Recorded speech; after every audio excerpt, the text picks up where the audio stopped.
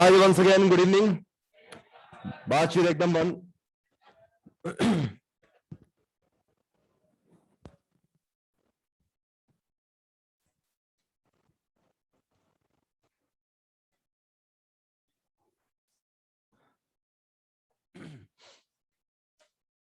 तो बड़ा last class में हमने सेंटर ऑफ मास के बारे में थोड़ी बात की थी।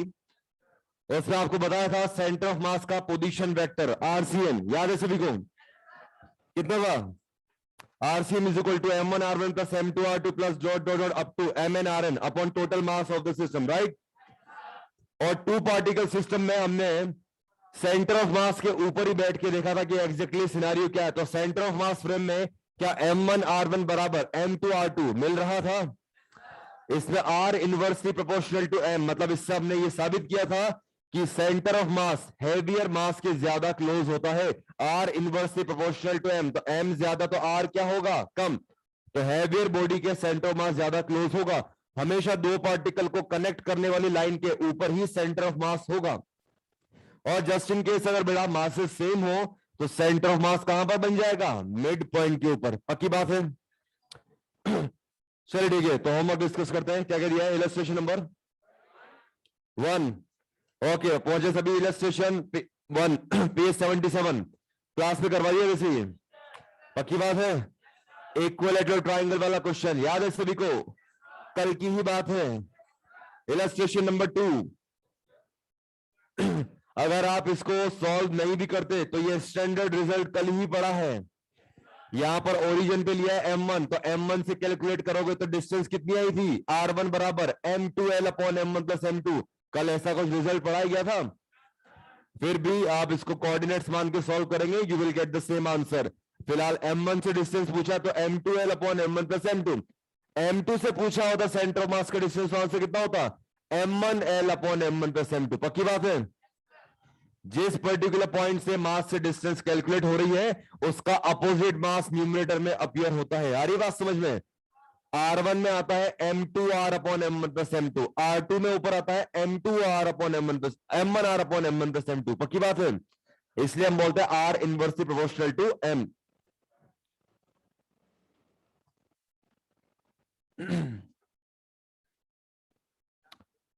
बेटा ये जो दो लाइट बंद है ये पीछे की चालू करना ही है और इधर कॉर्नर की।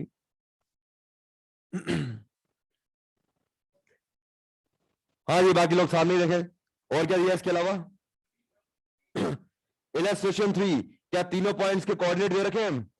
फिलहाल बेटा आपको क्वेश्चन नंबर 3 के अंदर यूनिफॉर्म रॉड्स दी गई हैं और रॉड का सेंटर ऑफ मास मैंने आपको बता रखा है कहां पर होता है? मिड पॉइंट पर। तो बेटा जो एक्स एक्सिस के ऊपर रॉड रखी है उसका सेंटर ऑफ मास का कोऑर्डिनेट क्या हो जाएगा? लेंथ है तो हाफ करो a/2, 0। पक्की बात है? जो रॉड वर्टिकल यानी वाई एक्सिस के अलॉन्ग है उसका कोऑर्डिनेट 0, a/2। पक्की बात है? और जो बेटा यहां पर रॉड ए बी है क्या उसका मिड पॉइंट का कोऑर्डिनेट हाफ हाफ, मतलब a/2, हो जाएगा। तीनों के कोऑर्डिनेट अवेलेबल है और बाकी फॉर्मूला आप जानते ही हो। m1x1 plus m2x2 plus m3x3 upon m1 plus m2 plus m3, क्या इससे xcm मिल जाएगा? And similarly ycm will be m1 y1 plus m2 y2 plus m3 y3 upon m1 plus m2 plus m3। क्या simple formula based question है? आगे बढ़ेंगे। Illustration number 6, आसान है ये भी। मासेस दे दिए बेटा 1 kg 2 kg 3 kg, क्या तीनों के position vector r1 r2 r3 भी गिवन है? रिजल्ट आप जानते हो, आरसीएम बराबर m1 r1 plus m2 r2 plus m3 r3 upon m1 plus m2 plus m3। Easy है, सिंपल फॉर्मूला बेस, 2 लाइन में आंसर आ जाएगा। मास पहनो बेटा आप।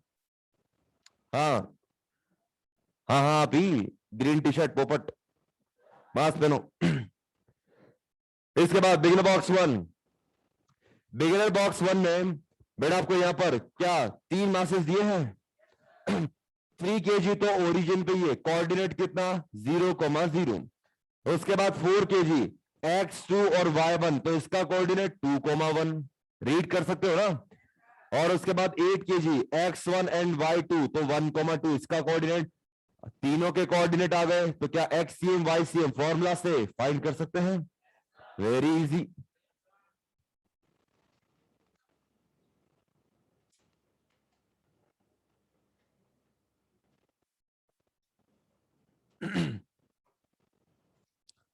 बेटा विदिशा आप थोड़ा सा बेसिक मैथ्स पढ़ो, कोऑर्डिनेट लेना तो आपको सीखना ही पड़ेगा, बाकी कंसेप्चुअली तो फॉर्मूला वही है।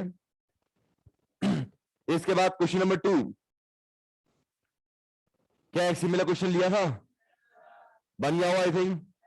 मासेस बेटा m 2m 3m 4m, m origin के ऊपर कितना होगा coordinate 0,0, 2m a distance x axis पे तो a,0, 4m बेटा y एक्सिस पर है तो x कोऑर्डिनेट 0 तो 0 और y कोऑर्डिनेट a, क्योंकि स्क्वायर का साइड a है, और 3m दोनों x और y a तो इसका कोऑर्डिनेट a, है।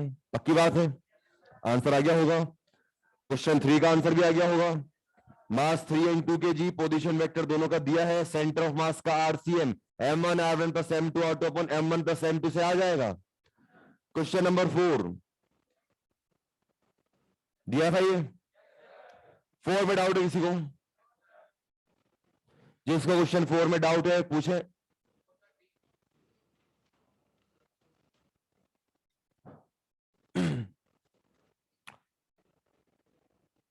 ओके, क्वेश्चन 4 में डाउट है, बताते हैं।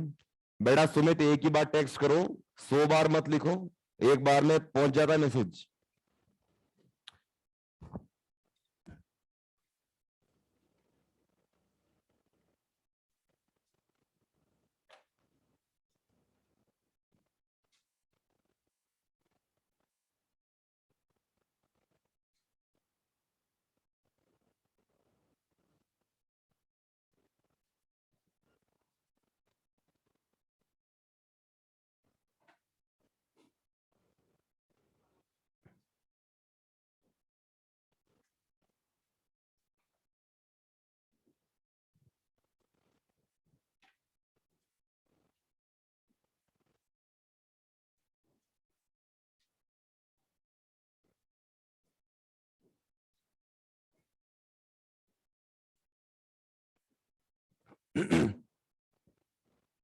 बातचीत नहीं।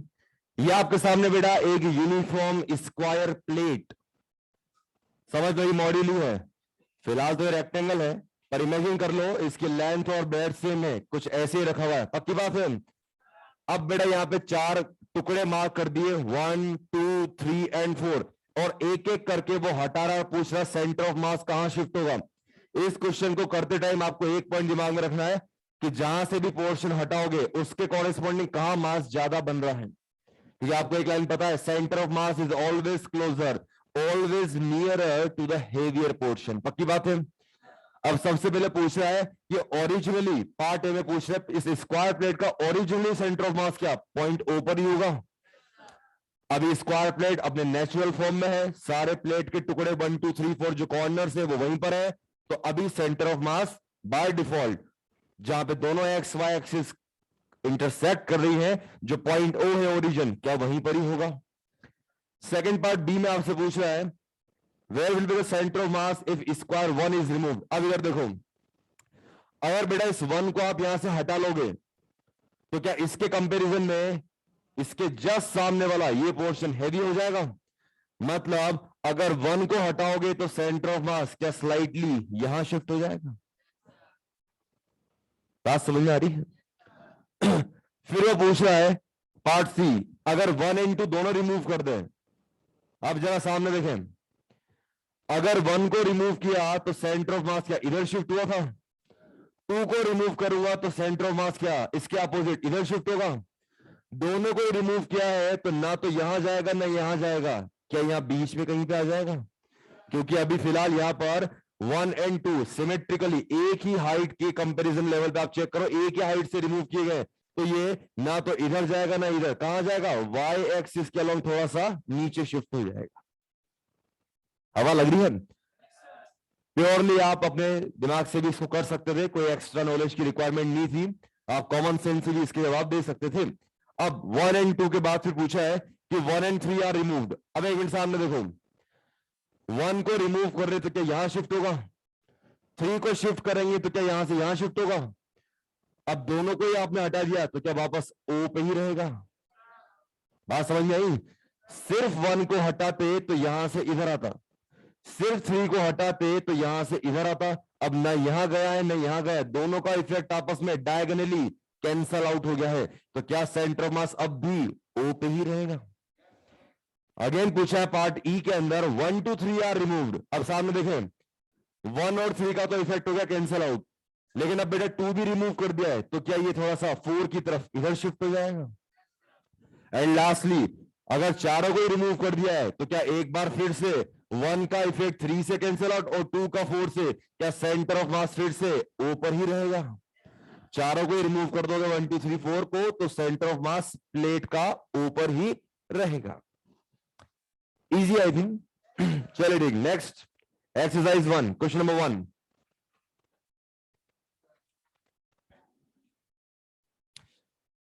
एक्सरसाइज 1 क्वेश्चन नंबर 1 आपको लिखा रखा है सेंटर ऑफ मास किसी भी बॉडी का इनसाइड आउटसाइड सरफेस किधर भी हो सकता है। आ रही बात समझ में? हाँ बेटा बोलो।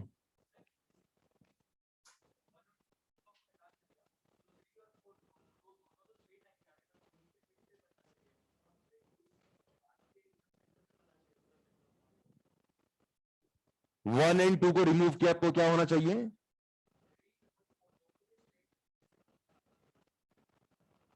बेटा आपने टुकड़े बस यहां से निकाले हैं, स्क्वायर प्लेट में अमाउंट या बीच में भी तो है। प्लेट है प्लेट, सिर्फ फ्रेम थोड़ी ना दिया आपको कि बस बाउंड्री पर ही मास हो। मैंने एग्जांपल ही मॉड्यूल कर क्यों दिया? फ्रेम थोड़ी बेटा, यहां से टुकड़ा हटाए यहां से हटाए तो सेंटर ऑफ मास थोड़ा स्लाइडली नीचे तो शिफ्ट होगा, बॉटम पे थोड़ी पहुंच जाएगा 3 और 4 के पैरेलल में। ठीक है, मास पूरा प्लेट के अंदर, मतलब ये हकीकत में ऐसे है, मसाला भरा हुआ बीच में। ठीक है, ऐसे। इसके बाद एक्सरसाइज 1 का 1 मैंने आपको बता दिया, लिखा रखा है आपको नोट्स में। सेंटर ऑफ मास का फिजिकली मास के अवेलेबल उस पर्टिकुलर पॉइंट पे फिजिकली मास प्रेजेंट होना जरूरी नहीं है। Centre of mass of a body और सिस्टम कैन बी इनसाइड और outside of the body. Second point question 2, क्या ये भी लिखा रखा है? Small R is inversely proportional to M, मतलब सेंटर ऑफ मास दो पार्टिकल्स के बीच की डिस्टेंस को क्या मास के इनवर्स रेशियो में डिवाइड करता है? ये पॉइंट भी इंपॉर्टेंट पॉइंट्स के अंदर कल लिखवा दिया था मैंने। Question number 3, small M capital M के कंपैरिजन में छोटा है, और आपको पता है सेंटर ऑफ मास किसके ज्यादा क्लोज होता है? Heavier particle. तो हेवियर पार्टिकल कौन है? Capital M. क्या होगा answer? Nearer to M, option 2।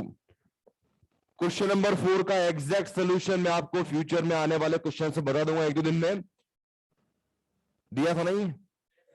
Question number 4, यहां पर बेटा दो आपको प्लेट दे रखी है, एक तो सर्कुलर प्लेट है और एक स्क्वायर प्लेट है, और क्वेश्चन ये है कि सेंटर ऑफ मास सिस्टम का कहां पर है। वोटिंग कराते हैं, कितने लोग कहते हैं option 1 inside the circular plate?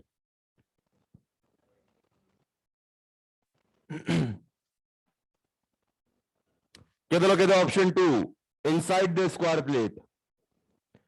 Almost सभी आंसर की देख ली होगी, और क्या। कितने लोग कहते हैं 3 at the point of contact? Sir ना इधर ना उधर, बीचों बीच फुल जस्टिस होना चाहिए।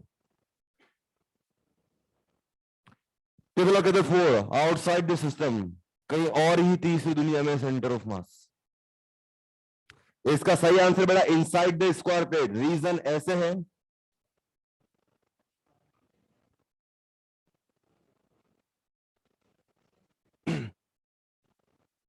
फिर बेटा यहां पे दो बॉडीज हैं, मैंने आपको बताया था कोई अगर आपके पास एक इंडिविजुअल ऑब्जेक्ट है और वो यूनिफॉर्मली सिमेट्रिकल मास डिस्ट्रीब्यूशन है, तो क्या सेंटर ऑफ मास उसके ज्योमेट्रिकल सेंटर पे होगा? तो सर्कुलर प्लेट का ये रहा centre of mass, square plate का ये रहा सेंटर ऑफ मास। क्या अब मेरे को सिर्फ 2 पॉइंट्स नजर आ रहे हैं? अब इनको ज्वाइन करने वाली लाइन के ऊपर ही होगा सेंटर ऑफ मास। अब क्वेश्चन यही है, क्या वो इधर है यानी कि सर्कुलर प्लेट के अंदर, क्या वो इधर है स्क्वायर प्लेट के अंदर, या फिर वो कॉन्टेक्ट पॉइंट पे? अब कुछ लोग सोचते हैं कि नहीं सर बीचों बीच होना चाहिए। नहीं, पॉइंट ये है कि यहां पर इसका जो डायमीटर है और इसकी जो लेंथ है, ये दोनों कितना है? 2a। इसका मतलब अगर आप यहां पे इसको उठा करके इधर कंपेयर करो, क्या आपके पास सर्कुलर प्लेट में क्या ये इधर इधर कुछ मास खाली रह गया है? रहा या नहीं रहा? मतलब मास कंपेयर करोगे तो सर्कुलर प्लेट का मास ज्यादा है या स्क्वायर प्लेट का, और जिसका मास ज्यादा centre of mass mid point से उसके क्लोज शिफ्ट होता है। मतलब फिलहाल सिस्टम का सेंटर ऑफ मास कहां पर पाया जाएगा? यस, स्क्वायर प्लेट के अंदर। समझ आया? एग्जैक्टली ये डिस्टेंस कितनी होगी ये हम फ्यूचर में क्वेश्चंस के अंदर ले लेंगे। क्वेश्चन नंबर 5 इजी है। ये हमने जो बड़ा ये वाला क्वेश्चन किया है, अरे एक मिनट सामने देखो ये जो क्वेश्चन था क्या एकदम सेम ही है? ये पूरा का पूरा जो टुकड़ा है ये वाला, ये यहां से हटा दिया गया है, तो क्या ऑब्वियसली सेंटर ऑफ मास इस ओ ए लाइन के ऊपर यहीं पर कहीं पे शिफ्ट हो जाएगा। बस यही था। इसके बाद क्वेश्चन नंबर 6 दिया ना ये 6 अभी बाद में ले लेंगे वैसे। क्वेश्चन नंबर 7 में डाउट है किसी को?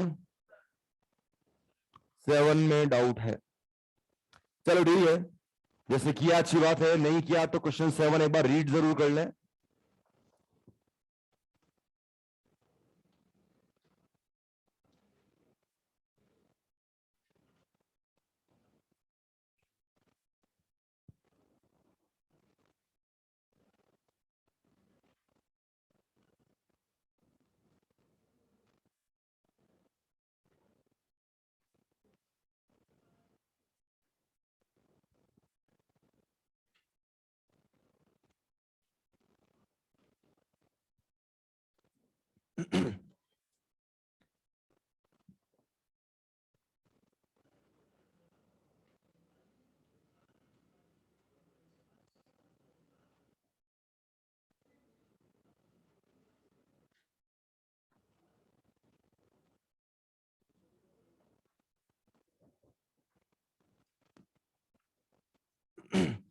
चलिए ठीक है, सामने देखें सभी।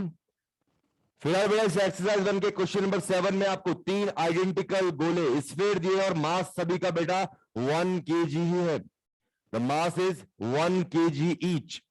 और अभी आपको इनके सेंटर्स के नाम दे दिए पी क्यू आर। क्या तीनों को एक ही लाइन में अलाइन किया गया है? और क्या आपसे सेंटर ऑफ मास की लोकेशन फर्स्ट स्फीयर जिसका सेंटर का नाम पी रखा गया है, क्या उसके रेस्पेक्ट में पूछा है? पी को मैंने बोल दिया ओरिजिन, ये है अपने एक्स एक्सिस, ये वाई एक्सिस, ओरिजिन के कोऑर्डिनेट 0,0। क्या अभी सारे स्फीयर एक्स एक्सिस के ऊपर ही बने हुए हैं? इसका मतलब मुझे सेंटर ऑफ मास क्या एक्स एक्सिस के ऊपर ही मिलेगा? इसका मतलब सिर्फ एक्स सीएम ही सॉल्व करना है। m1 x1 plus m2 x2 plus m3 x3 divided by total mass of system यानी कि m1 plus m2 plus m3। अरे ऐसे ही तो होगा। अब एक्स सीएम बोलो कितना हो जाएगा? कितना है? 1 kg। एक्स कोऑर्डिनेट कितना? 0।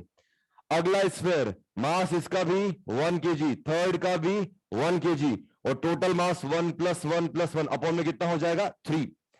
अब यहां पर क्या वैल्यूज आएंगी? इनके कोऑर्डिनेट्स जो है वो क्या क्या बनेंगे? क्यू के लिए तो देखो डिस्टेंस कितना बन रहा है? P Q. तो यहां कितना लिख देंगे बेटा? P Q. आर के लिए यहां से डिस्टेंस जो है ये कितना बन रहा है? P R. तो यहां पर हम लिख देंगे पी आर। पक्की बात है? बस ये अपना आंसर हो गया बेटा। P Q plus P R और अपॉन में 1 प्लस 1 प्लस 1 कितना? 3। That's your answer.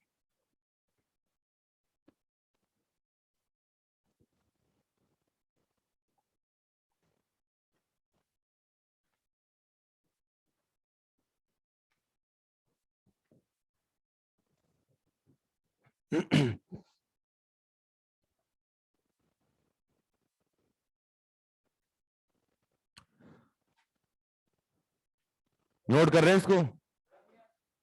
ठीक है, अगला क्वेश्चन नंबर 8।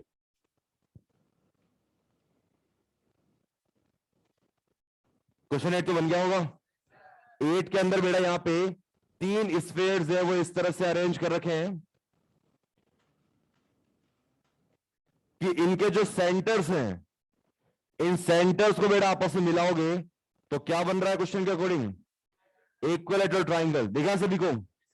और आप एक बात जानते हो, अगर मास तीनों का सेम ही है, small M small M small M मान लो, तो क्या ऑब्वियसली कल हमने क्वेश्चन किया था क्या उसमें सेंटर ऑफ मास जहां पर तीनों मीडियंस आपस में इंटरसेक्ट करती हैं, इसका मतलब क्या सेंट्रोइड पे ही मिलेगा? तो इसका आंसर क्या हो जाएगा? Option number 4, point of intersection of the medians of the triangle, right. Question number 9, ये तो बहुत क्लियर है, सीधा सीधा आपको सारे स्फीयर जो है उनका मास भी दे दिया है, कैपिटल एम, सारे सेम है और सबके कोऑर्डिनेट्स भी दे दिए, राइट। क्वेश्चन 10 अच्छा क्वेश्चन है, कितना को 10 में डाउट है?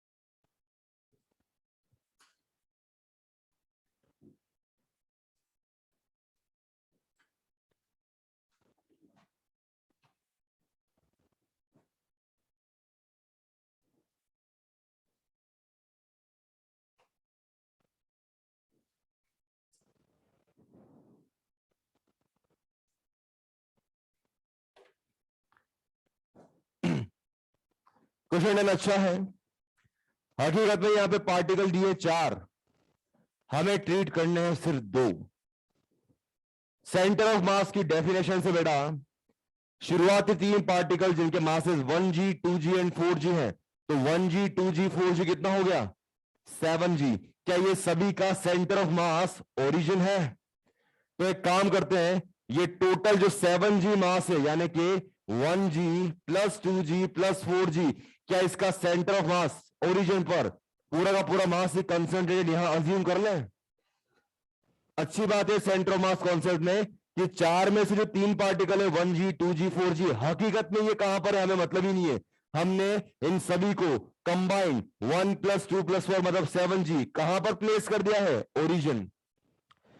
क्वेश्चन की लैंग्वेज बहुत बढ़िया है, क्योंकि क्वेश्चन की लैंग्वेज में जब वो फोर्थ वेक्टर, फोर्थ पोजीशन के बारे में बात कर रहा है, फोर्थ पार्टिकल, देखो क्या लिखा है, the position vector of a fourth particle of mass 7g, किसकी बात कर रहा है? Fourth particle 7g। फिर देखो अचानक से यू टर्न लिया और अब एकदम से इंफॉर्मेशन दे दिए इन चारों पार्टिकल के कंबाइंड सेंटर ऑफ मास के बारे में। देखो, such that the centre of mass of the 4 particle system lies at point 2, 3, 4, मतलब जो सिस्टम जो का जो सेंटर ऑफ मास है उसके कोऑर्डिनेट दे दिए 2, 3, 4। उसके बाद ब्रेक लेके फिर बाद में बोल रहा है कि इज अल्फा टाइम्स, यानी कि जो अपना फोर्थ पार्टिकल है अब उसके बारे में इंफॉर्मेशन दिए जिसका मास कितना है 7g। अब उसका पोजीशन वेक्टर बताया गया alpha times 2i cap plus 3j cap plus 4k cap. Question समझ आया सभी को? तो शुरुआती 4 में से अपने 3 पार्टिकल 1g 2g 4g मतलब 7g को तो आपने कहां प्लेस कर दिया? ओरिजिन। अब अगर आप यहां पे 2, 3, 4 बनाना चाहोगे तो यहां तो आएगा बेटा अपना वो फोर्थ पार्टिकल 7g और ये सेंटर ऑफ मास सिस्टम का यहां कहीं बीच में है जिसके कोऑर्डिनेट दिए हैं 2, 3, 4 और ये वो अपना फोर्थ पार्टिकल 7g जिसके कोऑर्डिनेट क्या पोजीशन वेक्टर सीधे दे दिया है, तो 2i plus 3j plus 4k।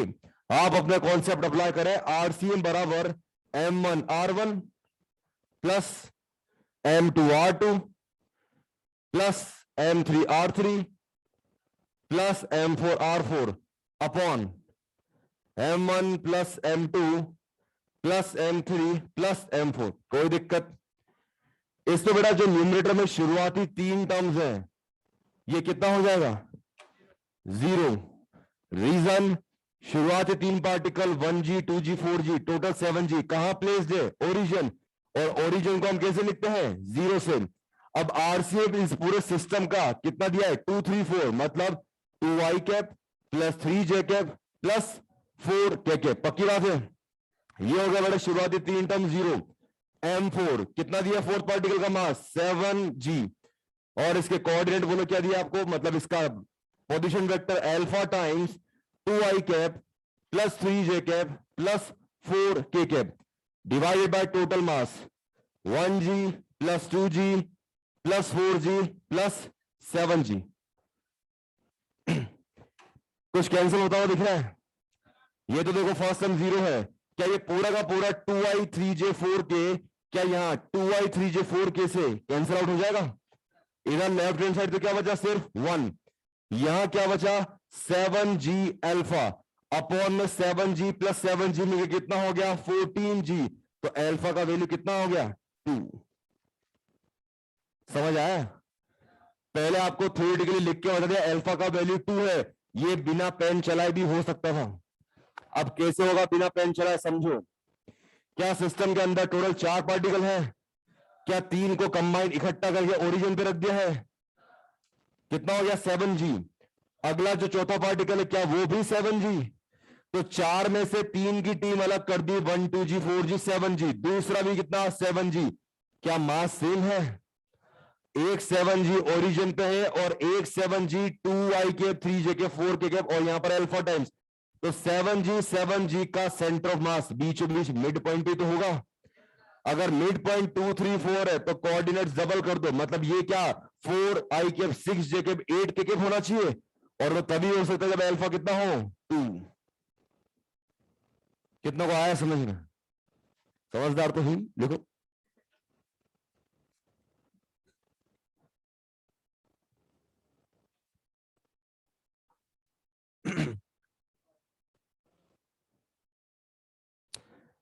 Sumit, question number 6 बेटा डिस्कस नहीं किया, बाद में लेंगे इसको.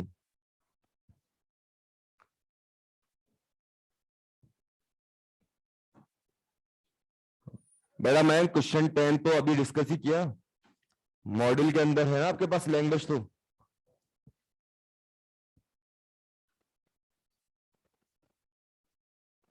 ओके. और भी कुछ था होमवर्क में? एक एक्सरसाइज का क्वेश्चन 1 भी है, और तो बहुत ही इजी है, सिंपल फॉर्मूला बेस्ड है.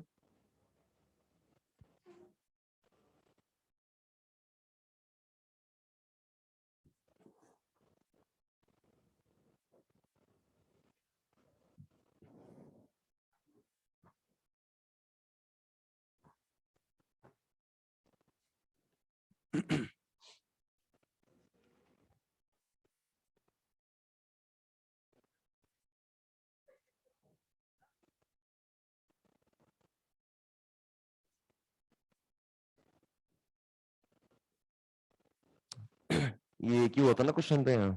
ठीक.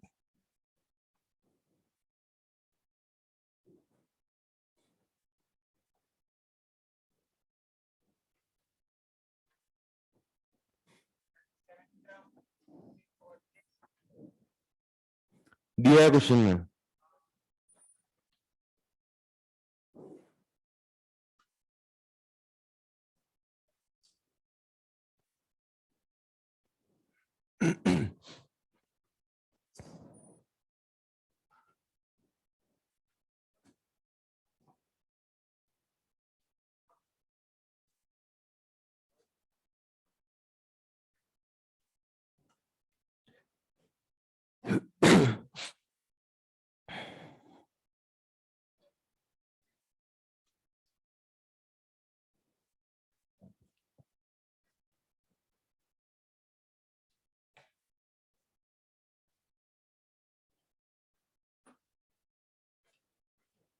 बेटा बातचीत नहीं, एक क्वेश्चन नोट करें सभी.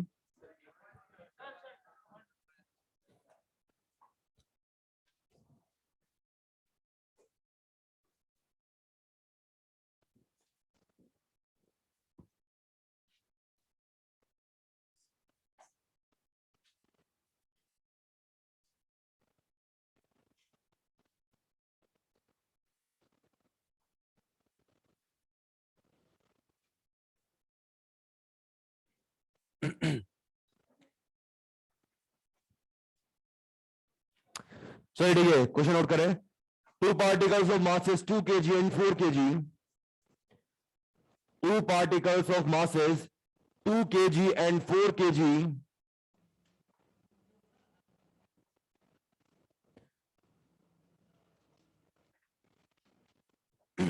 Two particles of masses 2 kg and 4 kg are placed at a fixed distance. Two particles of masses 2 kg and 4 kg are placed at a fixed distance as shown. Placed at a fixed distance as shown. Full stop. If 2 kg mass is displaced towards left, if 2 kg mass is displaced towards left by 8 meter,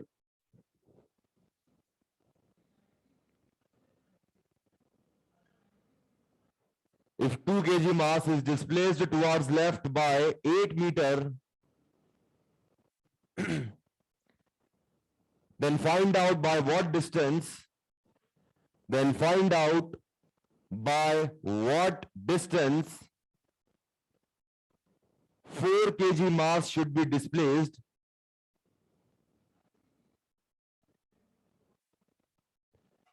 Then find out by what distance 4 kg mass should be displaced so that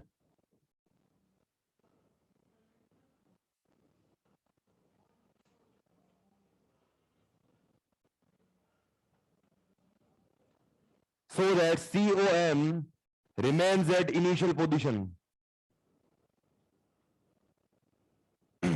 So that COM remains at initial position.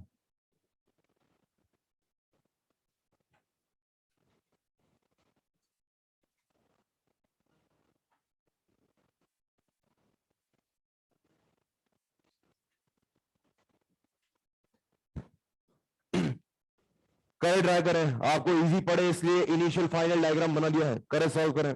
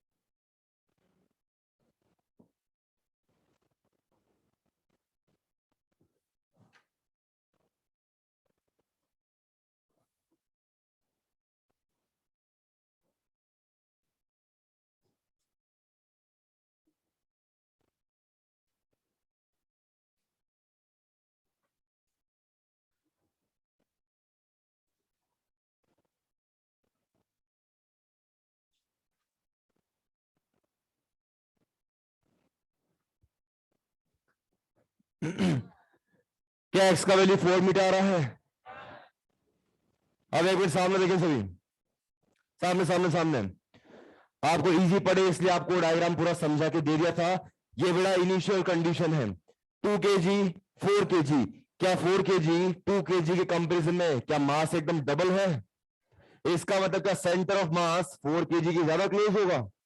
मान लेते हैं बेटा 2 kg का centre of मास से distance r1 है और इसी centre of मास का 4 kg से डिस्टेंस है r2. तो क्या हम इनिशियली m1 r1 बराबर m2 r2 लिख सकते हैं? तो m1 r1 मतलब 2 r1 बराबर m2 यानी कि 4 r2. इससे एक रिजल्ट आ गया कि r1 जो है वो क्या हो जाएगा, ट्वाइस ऑफ r2. अब हमने क्या किया, इस हल्के वाले लेफ्ट पार्टिकल 2 kg को लेफ्ट साइड कितना शिफ्ट किया, 8 मीटर. ऑब्वियसली इस 4 केजी को भी यहां से कुछ x distance right word shift करना पड़ा होगा, तभी तो सेंटर ऑफ मास उसी जगह पे बैठा हुआ है। तो अब हम क्या बोल देंगे फिर से कि m1 r1 डैश बराबर m2 r2 डैश। m1 मतलब 2 केजी, r1 डैश का मतलब अभी सेंटर ऑफ मास से 2 केजी के बीच का सेपरेशन कितना है बोलो, 8 प्लस r1। सेम वे में m2 4 केजी और अब r2 डैश सेंटर ऑफ मास और 4 केजी के बीच का सेपरेशन कितना हो जाएगा, r2 प्लस x। कोई दिक्कत? तो ये हो जाएगा बेटा 16 प्लस ट्वाइस ऑफ r1। क्या अभी r1 की जगह सीधा 2r2 लिख सकते हैं क्या? तो 4r2 प्लस 4x। अब अपन इजीली 4r2 से ये 2 इंटू 2 4r2 कैंसिल कर सकते हैं, तो 16 इज इक्वल टू 4x, मतलब x का वैल्यू कितना आ गया, सिंपली 4 मीटर। समझ आया सभी को? ये तो इसका full proof solution step by step. इस क्वेश्चन को भी बिना पेन चला आप सॉल्व कर सकते हैं। सामने देखो, अरे सामने सामने, स्पाइन स्ट्रेट थोड़ी सी, नया बोर्ड पे सभी की। राजकुमार इधर। बेटा सेंटर ऑफ मास के रेस्पेक्ट में बात करें तो m1 r1 m2 r2 cancel out होगा? अरे होगा नहीं होगा? ये जो डॉट डॉट लाइन बनाई है अभी भी सेंटर ऑफ मास के रेस्पेक्ट में m1 r1 और m2 r2 इतना तो अब भी क्या कैंसल आउट ही होगा जो पहले की तरह हुआ। मतलब क्या हमें जो एक्स्ट्रा शिफ्टिंग है क्या इसी के ओर ध्यान कॉन्सेंट्रेट करना है। 2 केजी को कितना शिफ्ट किया लेफ्ट वर्ड, 8। तो 4 केजी को राइट वर्ड कितना शिफ्ट करना पड़ेगा, x।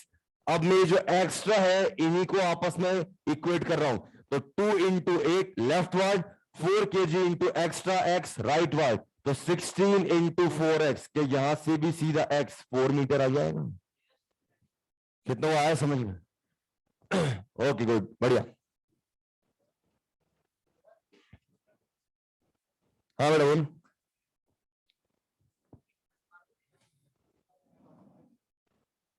2 इंटू 8 प्लस r बनी तो लिखा है।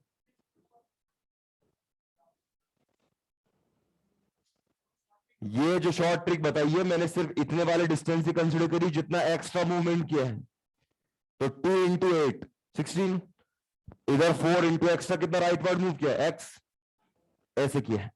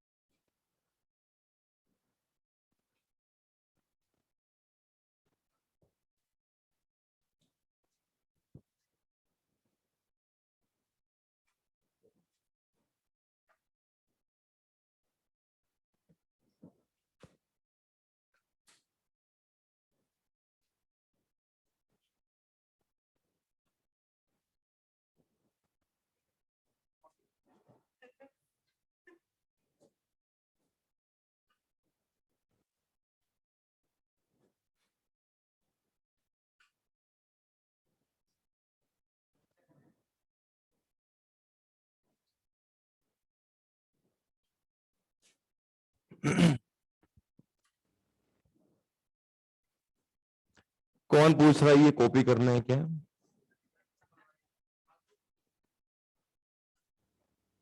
बड़ा इंपॉर्टेंट डाउट था ये तो। नहीं, चलो ठीक ठीक ठीक। ले आए सभी के बोर्ड पे, समझेंगे बेटा 2 मिनट। लिखना बंद, पेन साइड में, स्पाइन स्ट्रेट, सुनेंगे ठीक से। अभी तक बेटा हमने बात करी है डिस्क्रीट पार्टिकल सिस्टम, मतलब टूटा फूटा सिस्टम। जैसे हम लोग हैं, सभी एक इंडिविजुअल ऑब्जेक्ट है, सबका इंडिविजुअल मास मोमेंट निकाला, m1r1 plus m2r2 plus m3r3 plus m4r4। क्या हम plus plus plus sigma summation कर रहे हैं? अब कंटिन्यूसली अगर मास है, कोई रैंडम शेप एंड साइज की डिजाइन की बॉडी है, तो अभी हम वहां पर प्रोसेस ये रखते हैं, हम चूज करते हैं एक एलिमेंट। क्या चूज करते हैं? अब हम उस एलिमेंट का निकालते हैं बेटा यहां पे मास मोमेंट। आपके सामने बेटा ये एक रैंडम शेप एंड साइज की एक बॉडी है। मैंने क्या किया, एक छोटा सा डीएम मास का एलिमेंट चूज किया, और ऑब्जर्वर जो ओरिजिन ओ पर बेटा पूछा पोजीशन वेक्टर कितना, उससे बोला आर वेक्टर। तो बोलो बेटा मास मोमेंट क्या होता है? m इंटू आर, मतलब क्या dm इंटू आर वेक्टर हो जाएगा। अब यहां पर वो टुकड़ों में प्लस प्लस प्लस लिंक करेंगे। अब ऐड करने का नया तरीका इस कंटिन्यूस सिस्टम में, क्या इस पूरी बॉडी को डीएम मास के छोटे छोटे इनफाइनाइट नंबर ऑफ पार्टिकल से मिलकर बनाओ, मान सकते हैं क्या? तो सभी का आर डीएम अलग अलग अलग बनेगा, और उसको हम कर देंगे इंटीग्रेट। तो नेट मास मोमेंट अपॉन इंटीग्रेशन डीएम मतलब नेट मास। तो सभी छोटे छोटे डीएम डीएम मास के एलिमेंट्स को टोटल करोगे तो क्या सिस्टम का कंप्लीट मास नहीं बन जाएगा क्या? तो integration R DM upon integration DM, इससे मिल जाएगा आपको आरसीएम, सेंटर ऑफ मास का पोजीशन वेक्टर। क्या पहले हमने आरसीएम के साथ साथ एक्ससीएम वाईसीएम जेडसीएम तीनों कोऑर्डिनेट भी फाइंड किए थे? सेम रहना बेटा यहां पर भी रेस्पेक्टिवली एक्ससीएम वाईसीएम जेडसीएम फाइंड कर सकते हो। रेस्पेक्टिवली आर की जगह क्या पुट कर देंगे एक्ससीएम के टाइम पे? एक्स, मतलब integration X DM upon integration DM. YCM हो जाएगा integration Y DM upon integration DM, और जेडसीएम हो जाएगा integration Z DM upon integration DM. अब इंटीग्रेशन करने से पहले, या फिर एक पहला ही एग्जांपल जो हमें यूनिफॉर्म रॉड का उठाने वाले हैं, उससे पहले 3 टाइप की मास डेंसिटी होती है, उसकी नॉलेज होना जरूरी है। इसलिए पहले एक टेबल की फॉर्म में एक कंपेरेटिव स्टडी यहां पर लैम्डा, सिग्मा और रो, इन तीनों की बनाई गई है। वैसे आपको नॉर्मली भी मालूम है, अगर एक यूनिफॉर्म रॉड है तो क्या रॉड का सेंटर ऑफ मास बीचों बीच क्या मिड पॉइंट पर यानी L/2 डिस्टेंस पर होता है? ये वर्क एनर्जी पावर चैप्टर में रॉड और यूनिफॉर्म चेन वाले क्वेश्चंस हम कर चुके हैं। यूनिफॉर्म बॉडी है तो ऑब्वियसली सेंटर ऑफ मास कहां पे होगा? मिड पॉइंट पे। मैं अभी थोड़ी देर में मैथमेटिकली प्रूव भी करके दिखाऊंगा कि वो L/2 डिस्टेंस कैसे आएगी। क्रिकेट बैट यूनिफॉर्म है या नॉन यूनिफॉर्म? नॉन यूनिफॉर्म, क्योंकि क्या बॉटम पार्ट थिक और हैवी होता है, तो सेंटर ऑफ मास L/2 पे होगा, या L/2 से ज्यादा वैल्यू मिलेगी? ज्यादा, क्योंकि वो बॉटम थिक और हैवी पार्ट की तरफ सेंटर ऑफ मास ज्यादा क्लोज होगा। आ रही बात समझ में? नॉर्मली आपके लिए डेंसिटी का मतलब होता है मास अपॉन वॉल्यूम, यही तो होता है। नॉर्मली डेंसिटी का मतलब आपके लिए क्या होता है? Mass upon volume. पर जिस डेंसिटी की आप बात कर रहे हो, हकीकत में उसका पूरा नाम होता है वॉल्यूमेट्रिक मास डेंसिटी। क्या बोलते हैं बेटा? Volumetric mass density. फिलहाल बेटा ये जो मार्कर है, क्या ये एक 1D ऑब्जेक्ट है? क्या इसकी लेंथ डोमिनेट करती है इसकी जरा सी ये थिकनेस और इसकी ये हाइट को? आ रही बात समझ में? लंबी सी ट्यूबलाइट होती है, लेंथ ज्यादा है, उसकी भी रेडियस थिकनेस क्या है? कम है, हाइट कम है। आ रही बात समझ में? तो बेटा जब लेंथ के कंपैरिजन में हाइट को, विड्थ को नेग्लेक्ट किया जा सके, जैसे रॉड है, ये मार्कर है, लंबी सी ट्यूबलाइट है, इन सभी ऑब्जेक्ट्स में आप देख सकते हैं कि लेंथ डोमिनेट कर रही है अदर डायमेंशंस को, विड्थ और हाइट को। तो हम इन्हें 1 डायमेंशनल ऑब्जेक्ट मानते हैं, और हम यहां पर डिफाइन करते हैं लैम्डा। लैम्डा मतलब लीनियर मास डेंसिटी, मास पर यूनिट लेंथ। क्योंकि ऑब्वियसली यू कैन सी, क्या पूरा का पूरा मास इसकी लेंथ के ऊपर ही डिस्ट्रीब्यूटेड है? अगर बेटा इस डस्टर की भी बात करें, हालांकि फिलहाल मैं इस डस्टर की लेंथ के कंपैरिजन में इसकी हाइट और विड्थ को नेग्लेक्ट नहीं कर सकता, क्योंकि ये थोड़ा सा ज्यादा है। फिर भी मान लेते हैं कि ये 1D ऑब्जेक्ट है। मान लो बेटा कि इस डस्टर का मास है 100 ग्राम, कितना है? और लेंथ मान लो 10 सेंटीमीटर।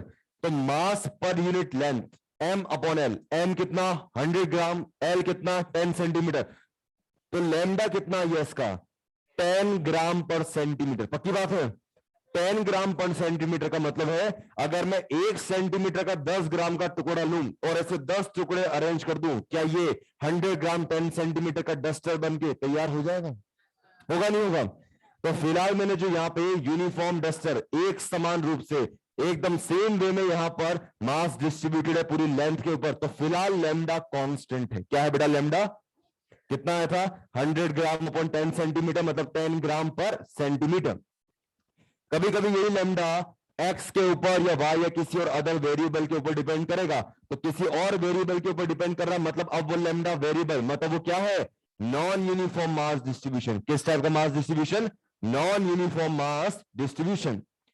फिलहाल आपके सामने बेटा अगर ये रजिस्टर है, क्या इसके लेंथ और इसके ब्रेड्थ के कंपैरिजन में क्या इसकी ये हाइट थिकनेस नेग्लिजिबल है? हकीकत में तो ये भी अपने आप में एक छोटा मोटा क्यूबॉइड है। हेलो, ये बेटा लेंथ है, ये ब्रेड्थ है, ये हाइट h हो गई। हकीकत में तो ये भी एक क्यूबॉइड है, लेकिन क्या इसके l और b के कंपैरिजन में क्या h नेग्लिजिबल है? तो क्या मैं इसे एक रेक्टेंगुलर प्लेट, एक लेमिना अज्यूम कर सकता हूं जिसने फिलहाल सिर्फ एक एरिया ऑक्यूपाई कर रखा है? तो बेटा तीन टाइप के ऑब्जेक्ट है लीनियर मास डेंसिटी उनके लिए जो 1D ऑब्जेक्ट्स, मतलब जिन्होंने सिर्फ लेंथ ऑक्यूपाई कर रखी है।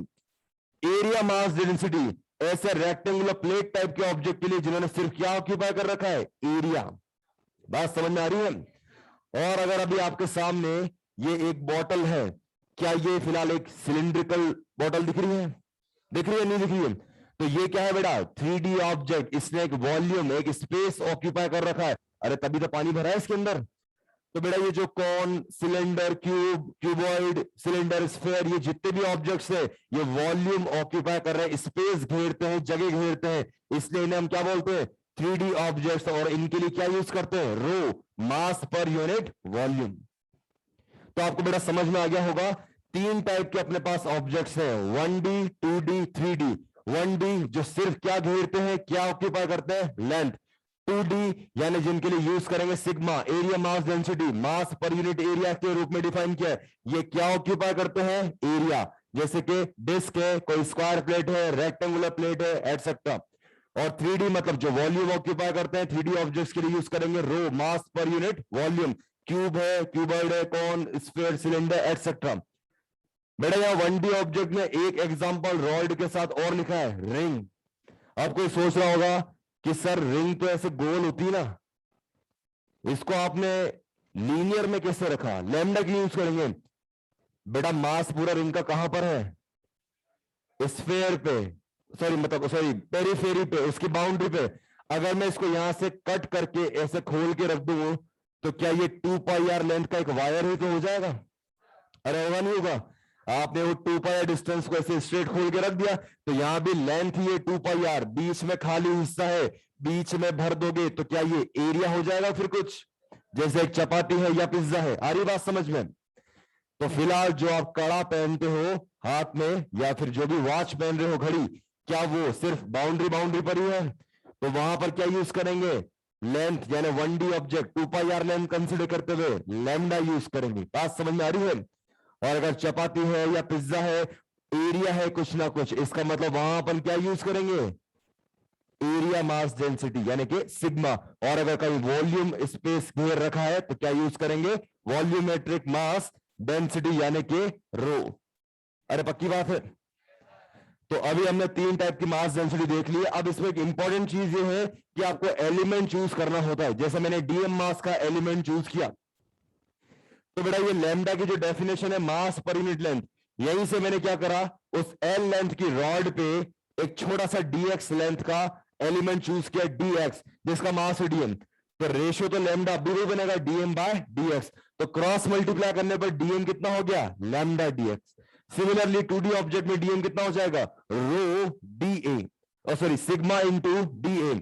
और सेम वे में वॉल्यूमेट्रिक में क्या हो जाएगा? 3D ऑब्जेक्ट्स में dm क्या हो जाएगा? मास element rho into dv। Clear है? मोस्टली अपना काम फिलहाल इससे पढ़ने वाला है, dm बराबर लैम्डा dx। तो इसको फुर्ती से लिखें, फिर उसके बाद अपन पढ़ेंगे कि रॉड का centre of mass mathematically calculate करेंगे कि L/2 कैसे होता है।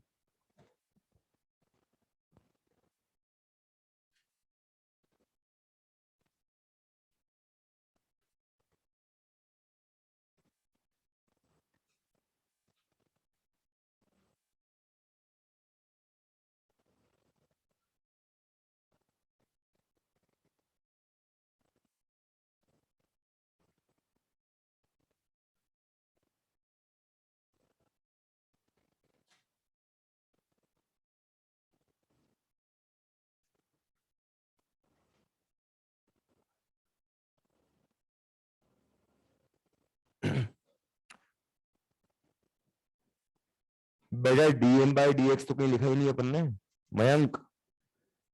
इंटीग्रेशन dm है वो,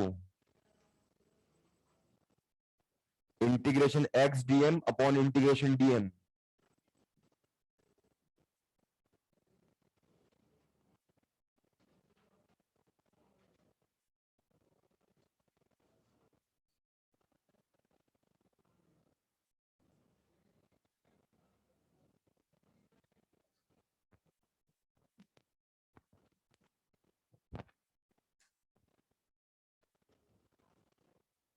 क्या चीज?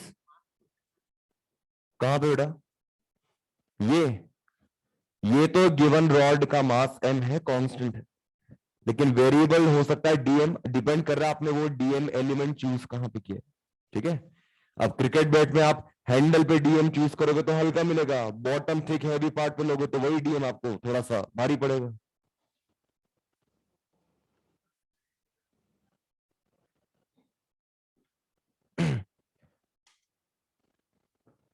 ये लेफ्ट हैंड साइड का तो लिख लिया होगा,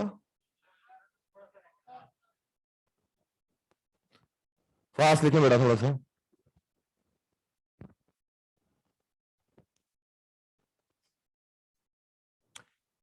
हाँ बेटा, एलिमेंट का मतलब ही यही है, पूरी बॉडी पर आपने एक छोटा सा पीस सेलेक्ट किया है और उस एलिमेंट को आप n टाइम्स मल्टीप्लाई करोगे तो वो सेम ऑब्जेक्ट बन जाएगा जो पूरी बॉडी है।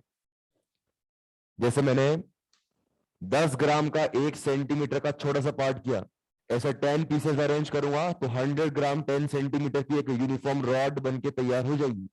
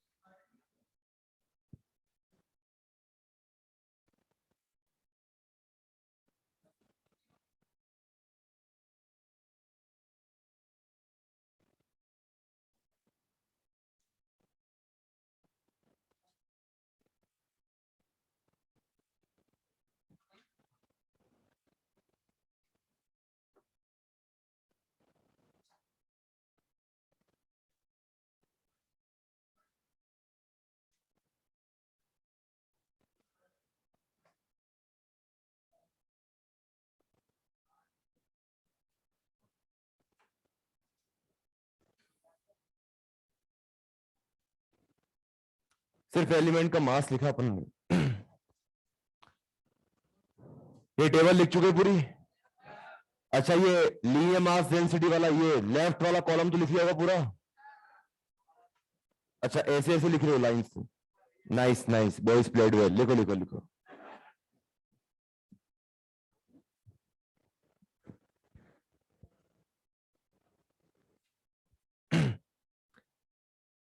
हाँ बेटा विदिशा, पिज्जा की अगर आप थिकनेस नेगलेक्ट कर दे तो 2D है।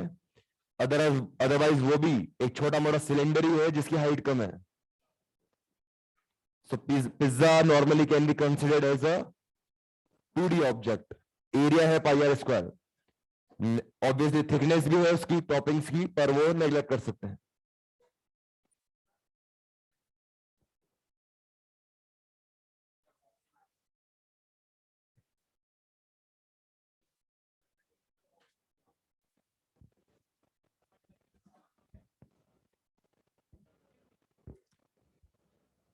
आ जाएगा।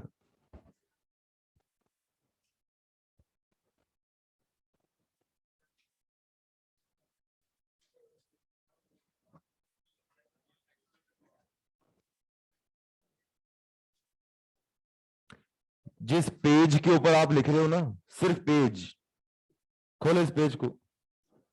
इसके पास लेंथ है, हाँ इसकी ब्रेड्थ भी है, ठीक है। जूम करोगे तो नेग्लिजिबली सही, कुछ हाइट भी तो है, लेकिन वो लेंथ और ब्रेड्थ के कंपैरिजन में नेग्लेक्ट कर सकते हैं। इसलिए जिस पेज के ऊपर आप लिख रहे हो वो क्या है, एक 2D ऑब्जेक्ट। एरिया तो ऑक्यूपाई कर रखा है ना, उसी पे तो छाप रहे हो नोट्स। छापो तो फिर बैठे क्यों?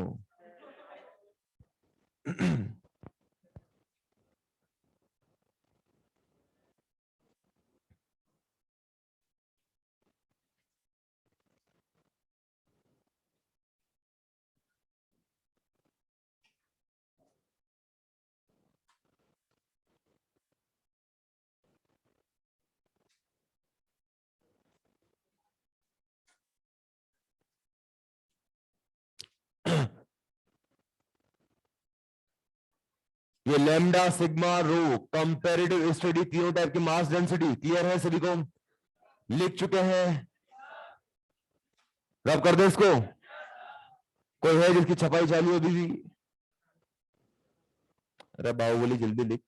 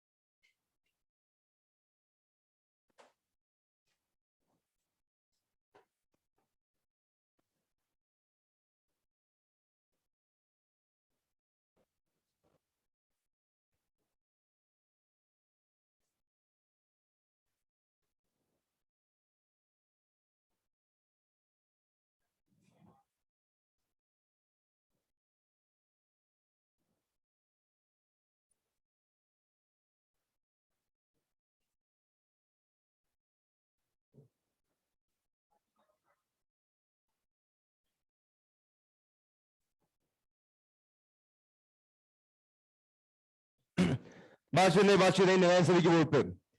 पेन साइड में स्पाइन स्ट्रेट, समझेंगे इसको। रिजल्ट आपको ऑलरेडी मालूम है।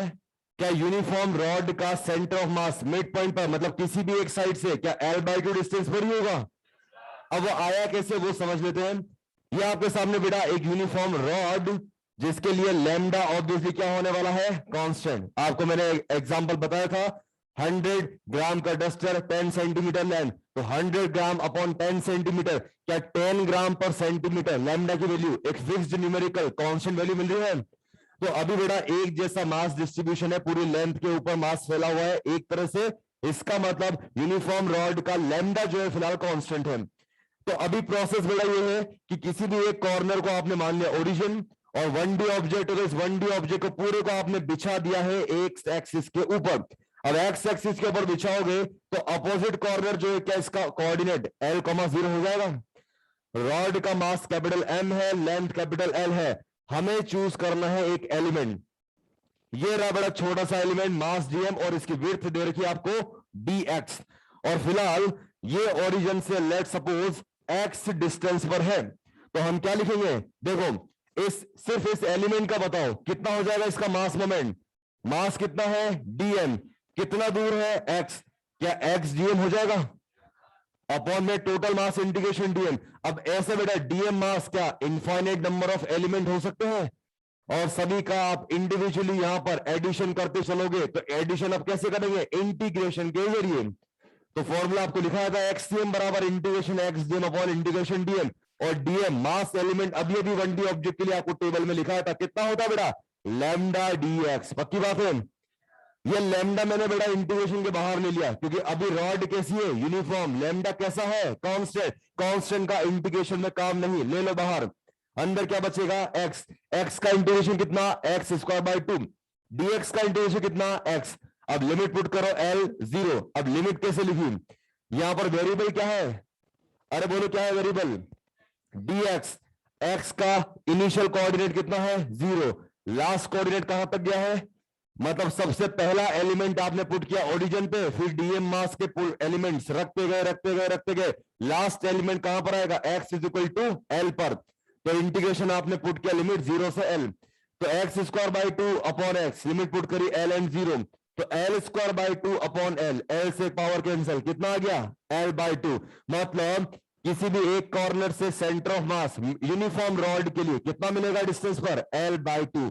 रिजल्ट आपको ऑलरेडी पता था, हमने प्रूफ करके भी दिखा दिया। अब समझते हैं अगर केस कुछ क्रिकेट बैट टाइप का है। अब क्रिकेट बैट में क्या आप हत्था जो हैंडल पकड़ते हो उसके कंपैरिजन में बॉटम पार्ट नीचे की तरफ बढ़ते जाओगे, क्या थिक और हैवी होता जाएगा।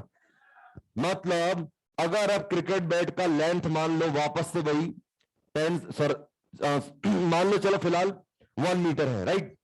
तो 1 मीटर का अगर क्रिकेट बैट है और मान लो उसका जो मास है बेटा 1 kg का, मान लो 1000 ग्राम, तो 1000 ग्राम अपॉन 100 सेंटीमीटर कितना हो गया, फिर से 10 ग्राम पर सेंटीमीटर।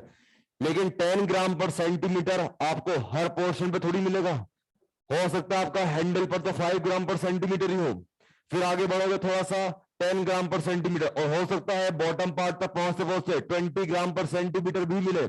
मतलब लैम्डा कांस्टेंट है, या हत्ते से बॉटम पार्ट की तरफ बढ़ते जा रहे हो तो लैम्डा इंक्रीज होता जा रहा है, इंक्रीज हो रहा है बेटा। मास डेंसिटी वहां पर कांस्टेंट नहीं है, वेरिएबल है।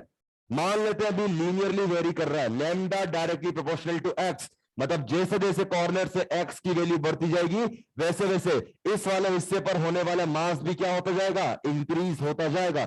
Lambda directly proportional to X, तो लैम्डा बराबर के एक्स, के इज अ कांस्टेंट। प्रोसेस अब भी वही, XCM बराबर integration XDM upon integration DM। फिर से DM को लैम्डा DX ही पुट करना है। लेकिन क्या अब की बार लैम्डा कांस्टेंट है क्या, जैसे इंटीग्रेशन से बाहर ले सके प्रीवियस केस की तरह, नो। अब की बार जो लैम्डा है वो वेरिएबल है, एक्स पर डिपेंड कर रहा है, तो लैम्डा की वैल्यू यहां पर लिखिए बेटा KX DX, integration KX DX। Limit कहां से कहां तक, फिर से भाई 0 to L, 0 to L। अब यहां पर बेटा K जरूर कांस्टेंट है, K को आप यहां पर बाहर ले सकते हो इंटीग्रेशन के अंदर, बोलो कितना बचेगा 0 to L लिमिट के साथ x² DX। अपॉन में भी के बाहर लेंगे तो इंटीग्रेशन 0 to L, सिर्फ क्या बचेगा यहां पर x dx। अरे पक्की बात है। अभी जो कांस्टेंट था के, इसको जरूर हम खुशी खुशी उड़ा सकते हैं, के से के कर देंगे कैंसिल। अब बेटा एक्स स्क्वायर है ऊपर, कितना होता है integration x cube by 3 upper lower limit L and 0 upon में एक्स का इंटीग्रेशन कितना x square by 2 upper limit L and 0। बोलिए कितना हो जाएगा L cube by 3 upon L square by 2। क्या दो पावर कट जाएगी L की, जंप करा के 2 ऊपर लोअर 3 नीचे, क्या आंसर 2L बाय 3 हो जाएगा। मतलब अब centre of mass mid point पर नहीं, क्या मिड पॉइंट से slightly heavier side right side shift हो गया है। मतलब लेफ्ट कॉर्नर से कितना डिस्टेंस पर 2/3। मतलब अगर अभी आप एक नॉन यूनिफॉर्म रॉड इस तरह से बनाना चाहें जिसमें lambda directly proportional to X है, तो क्या centre of mass mid point से शिफ्ट हो गए, क्या इधर कहीं पे होगा। तो फिलहाल इस रॉड में lambda directly proportional to X है, it's a non uniform rod, और फिलहाल इसका सेंटर ऑफ मास कितनी डिस्टेंस पर 2L बाय 3। चमका सभी को, कितना वो आया समझ में, लिखो लिखो लिखो।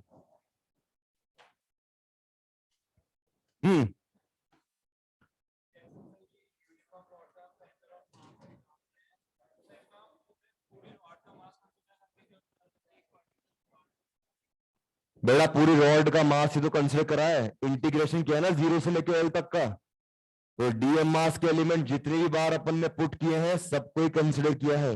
ये 0 से L का मतलब यही तो होता है। ये आपने इस पार्ट का सॉल्व कर लिया, ऐसे इनफाइनाइट नंबर ऑफ पार्ट्स होंगे ना डीएम मास के एलिमेंट। तो सबसे पहला एलिमेंट कहां पे रखा आपने ओरिजिन पे, फिर ये बीच में भी पोजीशन, और सबसे लास्ट एलिमेंट कहां पुट करोगे x is equal to L पर। वो इंटीग्रेशन में लिमिट का मतलब यही है।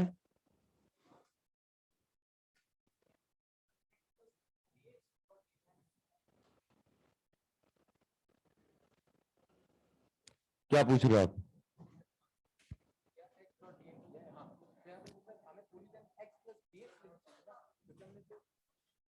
ये नेग्लिजिबल होती है विड्थ।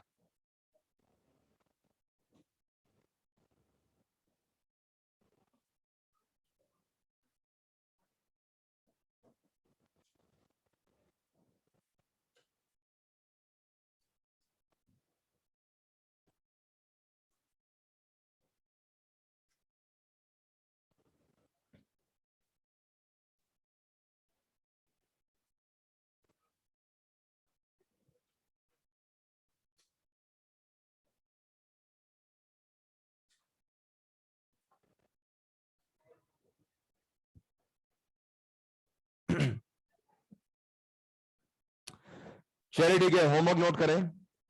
इलस्ट्रेशन 4,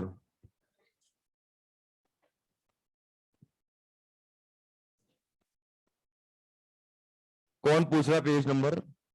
बेटा सेंटर ऑफ मास चैप्टर में इलस्ट्रेशन 4 एक ही बार आएगा।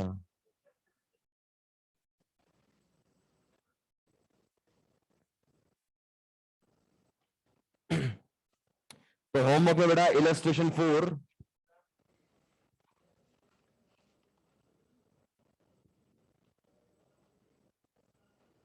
और इसके अलावा जो आपको करना है, टाइम हो गया है इसलिए इसमें पढ़ाने जैसा कुछ नहीं, कुछ स्टैंडर्ड रिजल्ट्स हैं। पेज नंबर लिख लो 76, इसके ऊपर लिखा है centre of mass of some uniform symmetric bodies. क्या हमने रॉड का L/2 डिराइव कर लिया है। नॉन यूनिफॉर्म हो तो क्या 2L/3 डिराइव कर लिया है। ऐसे और भी कुछ ऑप्शन हो तो क्या हम इंटीग्रेट कर सकते हैं, लेकिन अब बार बार इतनी एक्स्ट्रा मेहनत की जरूरत नहीं। स्टैंडर्ड रिजल्ट्स है पेज 76, 8 रिजल्ट्स हैं। Semicircular ring, semicircular disc, hemispherical shell, solid hemisphere, solid cone, hollow cone, circular arc and sector of a circular plate. ये टोटल 8 रिजल्ट्स हैं। ये कॉपी में लिख के लाना, यही होमवर्क है। बात समझ में आ रही है। आपकी जो बेटा क्लास नोट कॉपी है वो नेक्स्ट डे खाली नहीं मिलनी चाहिए, परसों। बात समझ में आ रही है। ये पेज 76 पे जो 8 डायग्राम है और जो इनके रिजल्ट्स है वो लिखे हुए मिलने चाहिए, इसीलिए जल्दी छोड़ रहे हैं। लिख लेंगे सभी। समझाने जैसा कुछ नहीं है उसमें, बस नोट करके आए। मिलते हैं नेक्स्ट क्लास में। Thank you.